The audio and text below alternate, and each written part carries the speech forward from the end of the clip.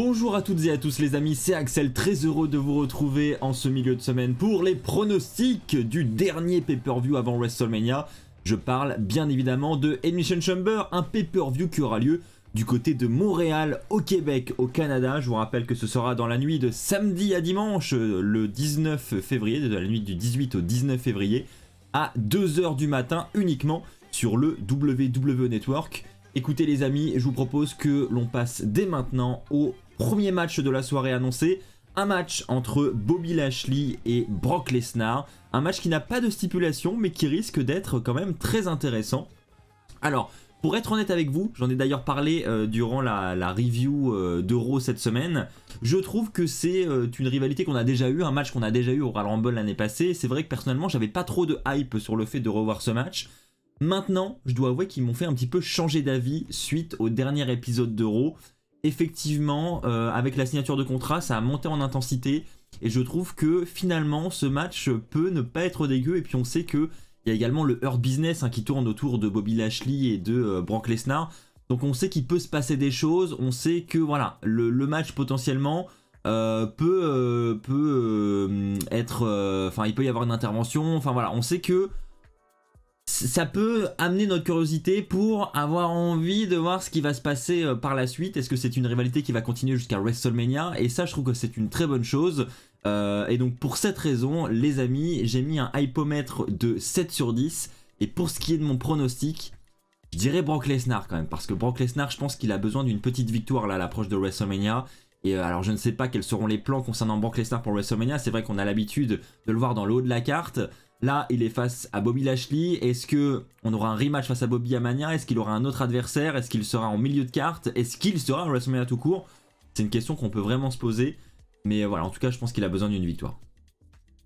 On enchaîne désormais avec un match tag team mixte avec d'un côté Edge et Beth Phoenix et de l'autre Finn Balor et Rhea Ripley. Alors là aussi, les amis, c'est une rivalité qui dure depuis assez longtemps. On est nombreux d'ailleurs à s'en plaindre, à trouver ça un petit peu long. Maintenant, ça a monté en intensité aussi cette dernière semaine et c'est vrai que du coup, on en vient à avoir envie de voir ce match. Même moi qui personnellement n'est pas fan de ces matchs tag team mixtes, je dois avouer que entre Rhea Ripley et Beth Phoenix, c'est très intense. Et du coup, on a envie de voir une confrontation entre les deux femmes, on a envie de voir ce que ça peut donner. Bon, là, je miserai clairement sur Finn Balor et Rhea Ripley. Je vous donne mon pronostic dès maintenant. Ce sera pour Rhea Ripley et Finn Balor parce que Rhea, tout simplement. Rhea a remporté le Rumble, elle a besoin d'être crédible face à Charlotte Flair. Donc je dirais victoire de Rhea Ripley et Finn Balor. Maintenant on n'est pas à l'abri également d'une intervention de Charlotte pour commencer à teaser la rivalité face à Rhea Ripley. Une Charlotte Flair qui pourrait effectivement coûter le match à Rhea Ripley, sachant que Charlotte Flair n'est pas prévue dans la carte du pay-per-view. Voilà, je dis ça, on n'est pas à l'abri, donc personnellement je me méfie et je me dis que c'est loin d'être impossible. Quoi qu'il en soit, je suis persuadé qu'on assistera à un bon match, ce sera bien équilibré entre les deux équipes, on aura du suspense jusqu'au bout. Maintenant, c'est sur le finish où je suis pas forcément sûr à 100%. N'hésitez pas d'ailleurs les amis à me donner votre avis dans les commentaires. Selon vous, comment va se terminer ce match entre Rhea Ripley, Finn Balor, Edge et Beth Phoenix? En ce qui concerne mon hypomètre, j'ai mis un 7 sur 10 parce que voilà, j'attends ce match, mais c'est pas non plus le match que j'attends le plus dans cette soirée. On enchaîne les amis avec le premier Elimination Chamber match de la soirée où la gagnante affrontera Bianca Belair à WrestleMania, donc c'est le Chamber match féminin. Alors nous avons dans ce match Carmella, Nikki Cross, Raquel Rodriguez, Asuka, Liv Morgan et Natalya. Donc honnêtement, moi ce que je reproche à ce match, et c'est ça qui fait diminuer un petit peu mon taux de hype, c'est que on enlève Asuka. Et ben je trouve que on n'a plus de superstar crédible pour aller dans un gros match à WrestleMania pour un titre féminin quoi. Alors il y en a beaucoup que j'apprécie dans ces 6 femmes. Maintenant, leur construction de ces dernières semaines était clairement à chier et pour ces raisons, c'est vrai qu'on a du mal à les voir prétendre à un titre mondial à WrestleMania. Donc vous l'aurez compris, mon pronostic pour moi il est évident et c'est ce que je reproche à ce match, c'est d'être trop prévisible. Selon moi, Asuka va remporter ce match et va aller défier une championne à WrestleMania et je pense qu'elle ira donc elle ira défier Bianca Belair, autant pour moi, puisque c'est l'enjeu du match. Et un Asuka Bianca Belair, effectivement, je pense que c'est beaucoup plus vendeur qu'un Bianca Belair Raquel Rodriguez par exemple. J'ai rien contre elle, mais c'est vrai qu'en termes de tête d'affiche, voilà, Asuka qui vient de revenir, elle a son nouveau personnage, etc.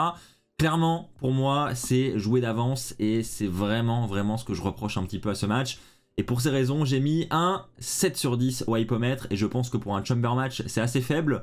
On aurait pu être au-delà si on avait un petit peu plus de suspense en ce qui concerne la possible gagnante de ce combat.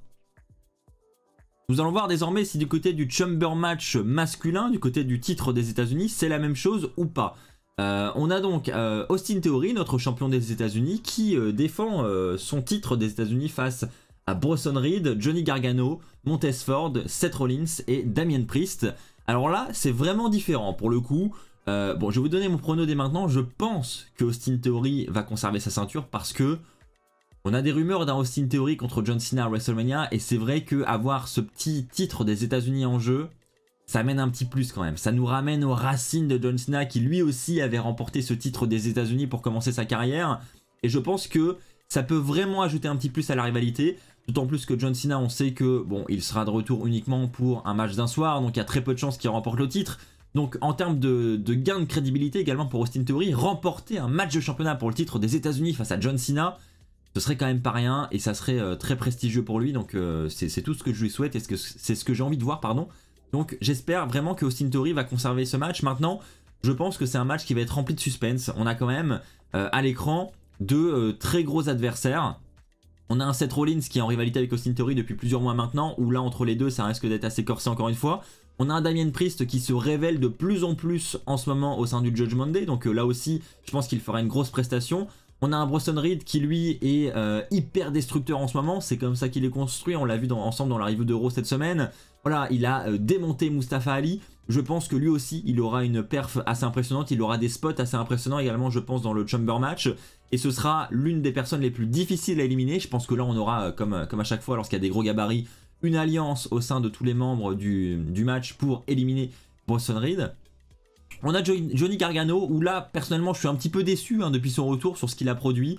Voilà, son alliance avec Dexter Lumis, etc. Je suis pas hyper fan, je préférerais le voir en solo, dans de bonnes rivalités, faire de bons matchs, etc.